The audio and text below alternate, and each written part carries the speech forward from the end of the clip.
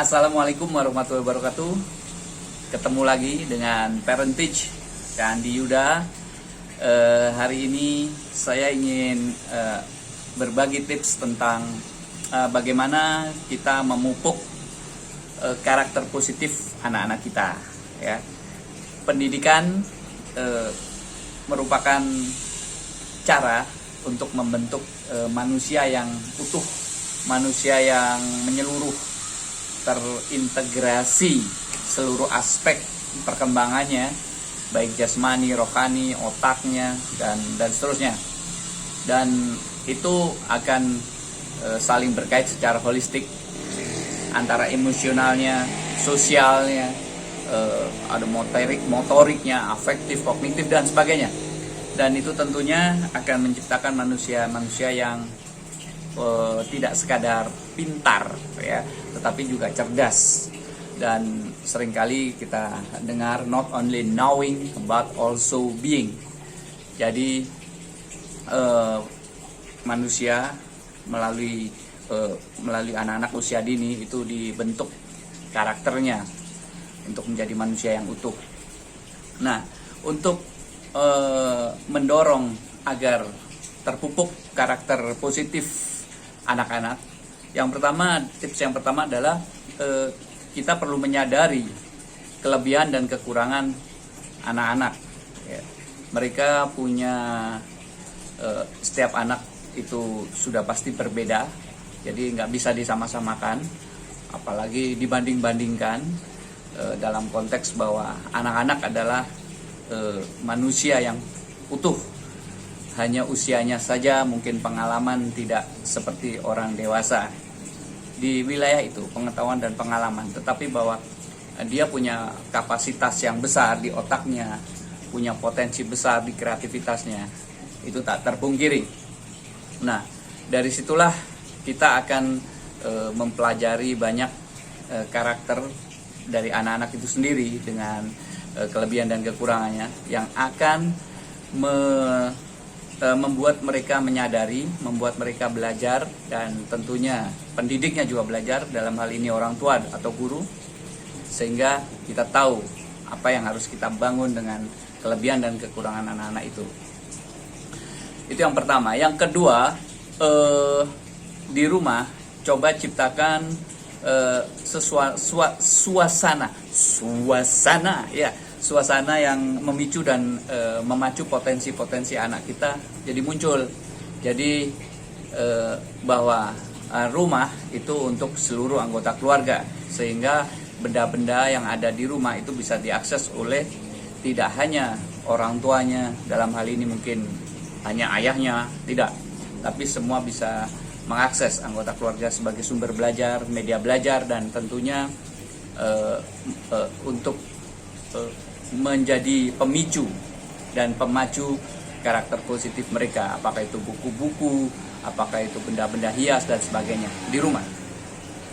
Yang ketiga, kalau tadi kita tahu kelebihan dan kekurangannya, nah yang ketiga, pahami gaya belajar mereka.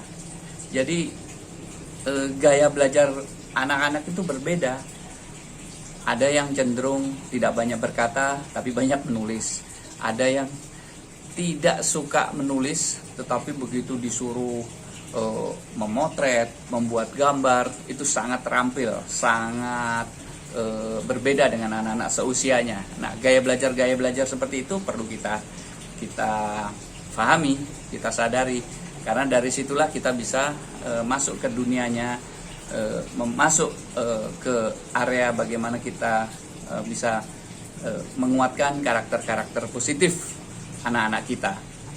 Jadi ketika anak kita suka menyanyi, tidak sekadar kita puji baik, tetapi mungkin dibelikan alat rekam misalnya, atau ketika yang anaknya suka motret-motret, dibelikan kamera khusus untuk motret-motret. Mungkin lebih spesifik lagi, ingin fotonya dari benda kecil jadi besar, dibelikan lensa makro misalnya untuk pendukung HP-nya. Itu hal-hal yang penting agar anak-anak dengan gaya belajar yang berbeda itu memunculkan sikap-sikap menghargai hobinya, menghargai kesukaannya, dan didukung oleh lingkungannya, maka karakter positifnya juga dengan sendirinya akan ikut muncul.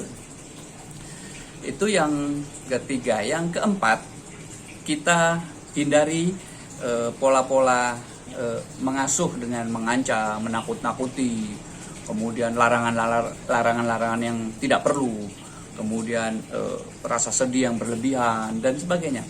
Jadi hal-hal yang sifatnya membuat demotivasi, yang membuat anak tidak punya rasa percaya diri untuk memahami bahwa saya punya karakter positif, saya punya sikap-sikap yang baik untuk lingkungan.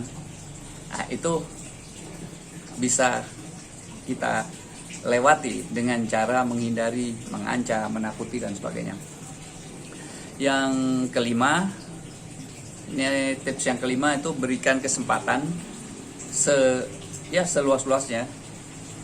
Berikan kesempatan seluas-luasnya agar anak kita punya keberanian untuk berpendapat, berekspresi, untuk mempresentasikan apa yang difikirkan, dan dorong pola presentasinya juga lebih keren, karena di masa anak-anak ketika dia diberikan kesempatan untuk presentasi, bahkan seperti orang dewasa presentasi, itu akan sangat baik, karena bukan kontennya yang penting, tetapi bagaimana dia mempresentasikan.